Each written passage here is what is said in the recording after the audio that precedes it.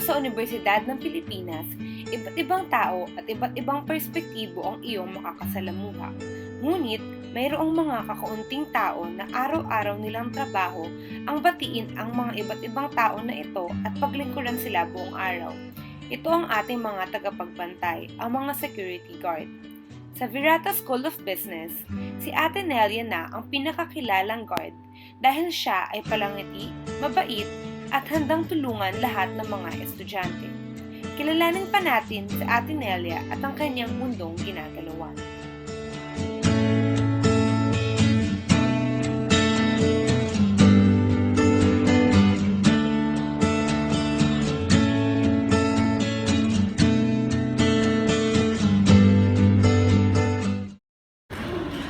Ako si Ate Nelia.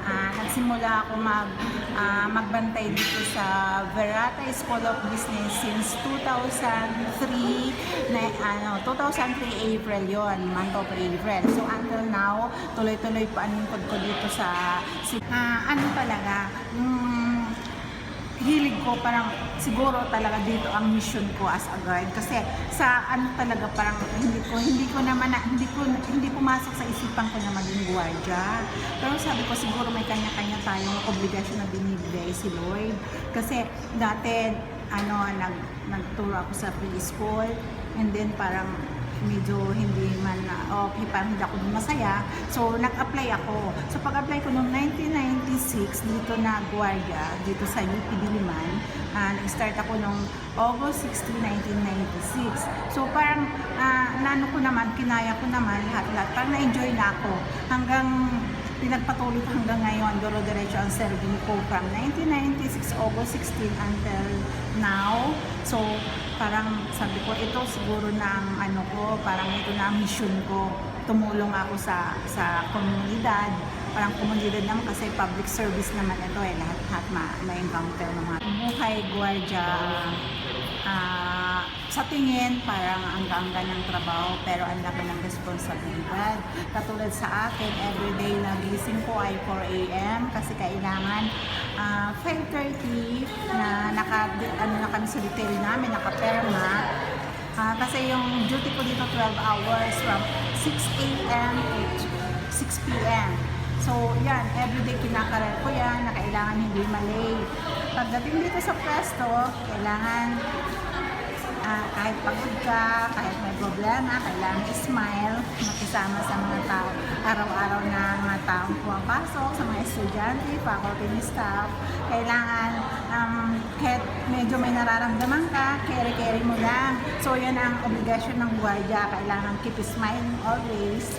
And then, kahit mayroon siyempre iba-ibang ugali ng mga estudyante, mga faculty and staff, kailangan pa rin pakisamahan mo sila hanggang makakaya, kasi ang gwardiya kailangan sobrang pasensya, kasi yun ang namin trabaho.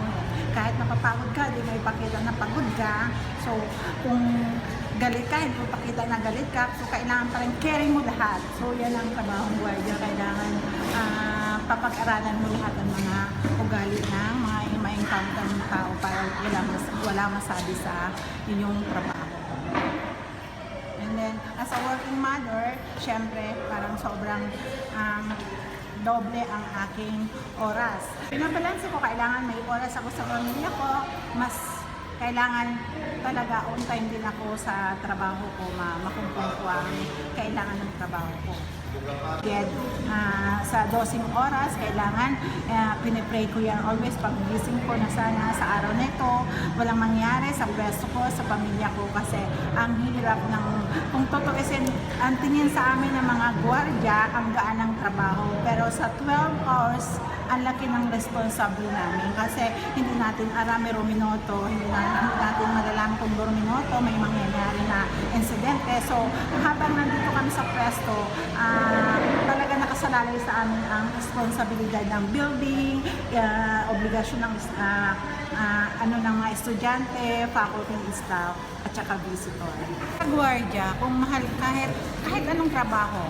So ako as a lady guard, pag mahal mo ang trabaho mo, kahit mahirap, kahit anong hectic sa time, gagawa ka ng paraan na ma-comply mo yun lahat. So kailangan din marunong ka rin makisama, kailangan ang pag-approach mo, ayusin mo. So, kailangan talagang walang masabi sa amin. Kasi, sa tingin talaga ng ang gwardiya, di ba masabi, ay gwardiya ka lang. So, alam mo, pag nakakarinig kami ng ganyan, na ay gwardiya lang yan, parang, parang, dinedegrade ba ang aming trabaho. Pero sa totoo lang, ang gwardiya ay may lisensya po kami. So, kailangan talaga, nagdaan din kami ng mga training, lahat ng mga dapat, ng obligasyon ng gwardiya. So, tinuro din yun sa amin. Kaya kailangan din, i-apply din namin para igalang ka rin. Ipakita mo na, para i-respeto ka nila, ipakita mo sa pagkilos mo, pananalita mo, para as in, masaya ang araw-araw mong paki-conversation sa tao.